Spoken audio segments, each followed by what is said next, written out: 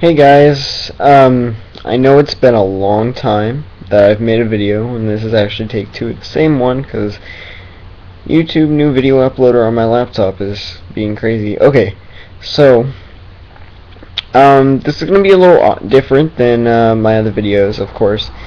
Um, Even if this is a Bible project, and I haven't really been making videos a lot, and this is what gets me back on it, then fantastic, because I've been wanting to make more. So this will start off the new summer coming up, and I'll probably make a lot during that.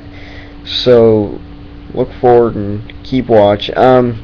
So this Bible project is talking about my story, who I am, what it's about. So instead of doing a draw my life video like I wanted, I don't really have the video editing software and whatnot, and I'm okay with that. You know what?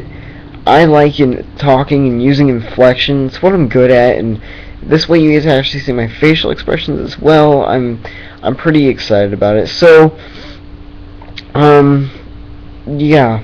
This is talking about my story and who I am and what I'm about, really. Okay, so first off, I'm a Christian, obviously. Bible school, Bible class. Okay. So, what makes you who you are? That is the first question. So, what makes me who I am, and I've decided, is my story. Quite literally, it is my past, and my present that makes me who I am. Every decision I've made, every decision I think about making, and every decision I do make, those are what make me me. Now, granted, I don't always make the best decisions and whatnot, and in the past, I was okay. So a lot of you guys that might be watching this right now from my Bible class or in the past that I've known, or just don't know me at all, really, and that's okay. I went through depression. It was pretty rough, and it was because of addiction, and that's important.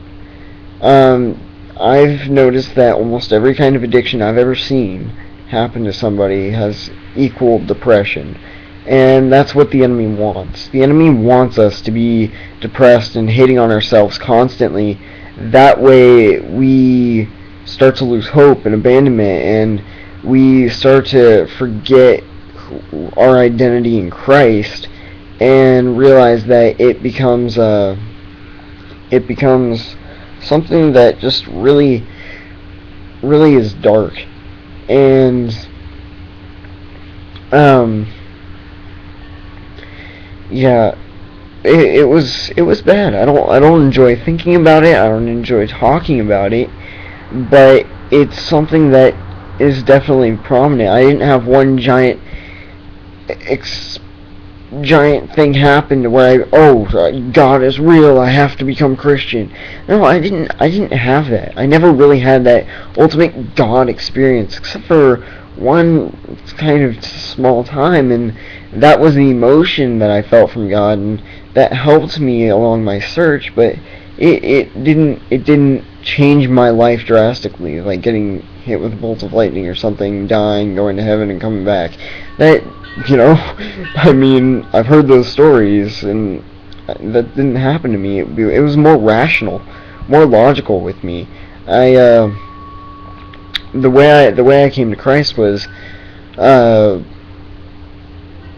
depression was hitting, and well, one night I started talking with my parents at a restaurant, and I start getting emotional about Christ, and I start talking about Him, and in a way I never knew He was meant to be discussed.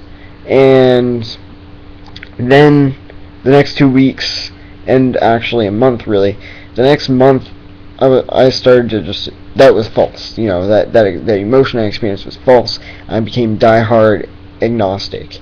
So I started actually religion searching in that time, and I was like, well, if there's something out there as an agnostic, looked up ancient Egyptian. I looked through pretty much every religion you can think of. Buddhism, Taoism, Shintoism, like really a lot of Asian ones.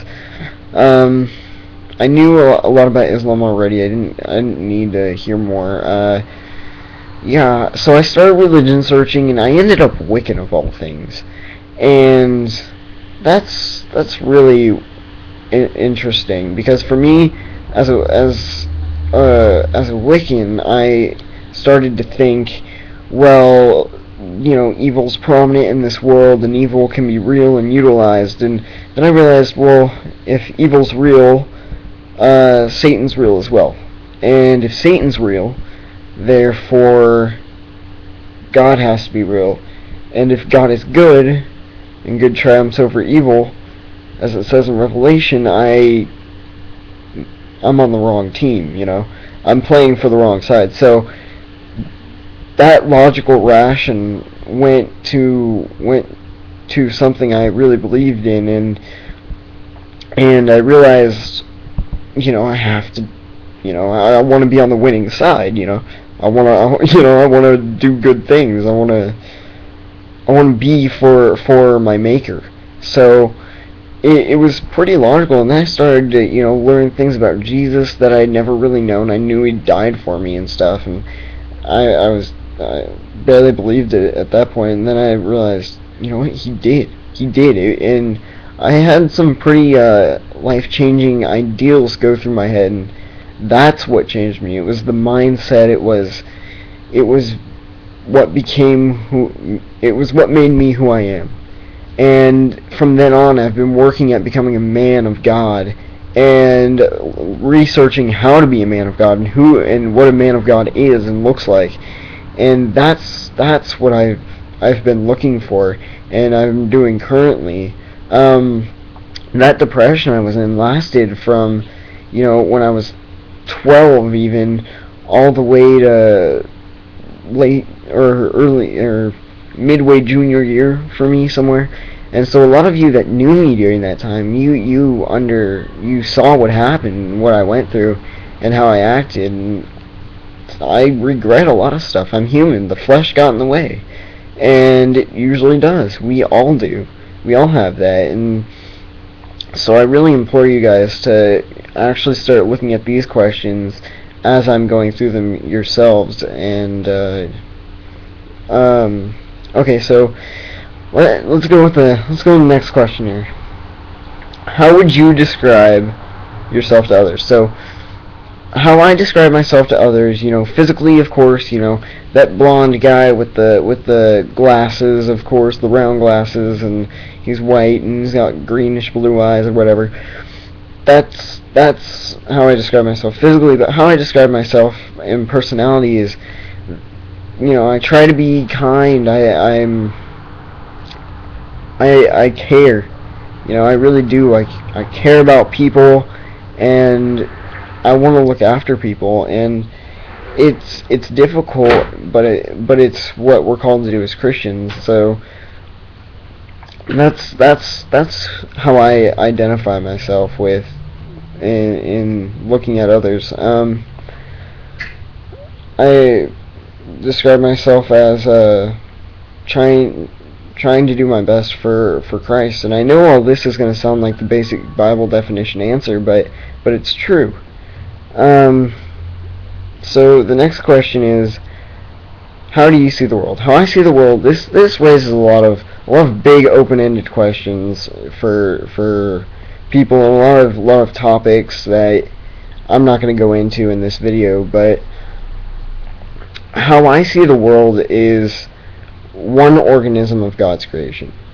God created all of us. God created the world itself, and we are in His image, which is fantastic in itself, and therefore the world is also made by His will, and the world is a beautiful thing to enjoy, to live in, to be a part of, but it's also corrupted by the flesh of humanity, and there's no way around that fact. It's there's forces at play in this world that some people don't even realize, some people don't acknowledge or even think about, and that's what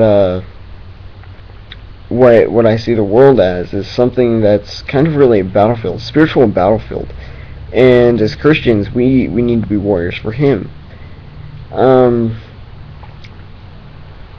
The the world is it's corrupted, and I'm not going to use the word it needs to be fixed. I'm not going to use that word because that word implies that it really is broken. I don't agree with that. I think the correct term would be somewhere around trodden on. It's got full of down, like, rundown people and people that have just been hurt and abused, and it's our job as Christians and people of God to help those people, to show them the one that can fix them, the one that can help them with their problems and love them forever, and that's Christ. So it's not our job to fix the world, but it is our job to help change it. The next question, final question, would be, describe what matters to you.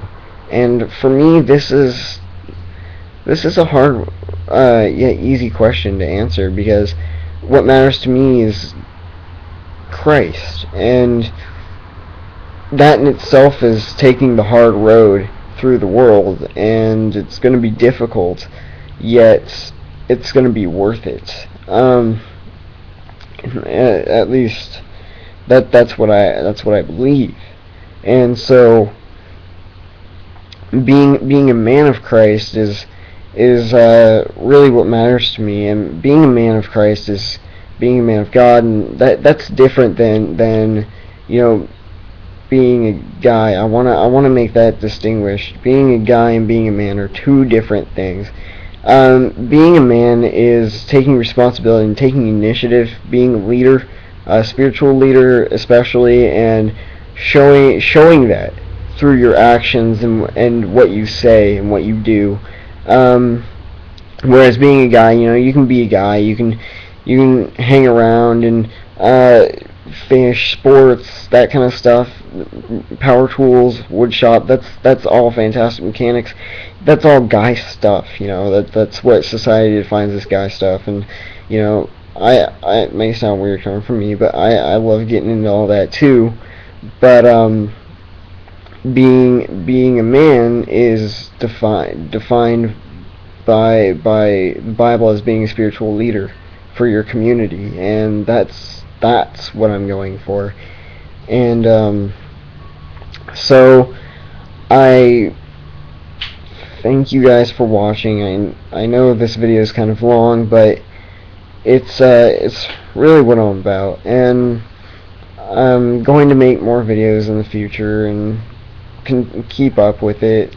I know I haven't been for a little while now, but I'll update you guys on some stuff that's been going on, like what college I'm going to and all that, and it'll be nice. So thank you for watching, and stay awesome, be awesome, you're awesome. Bye.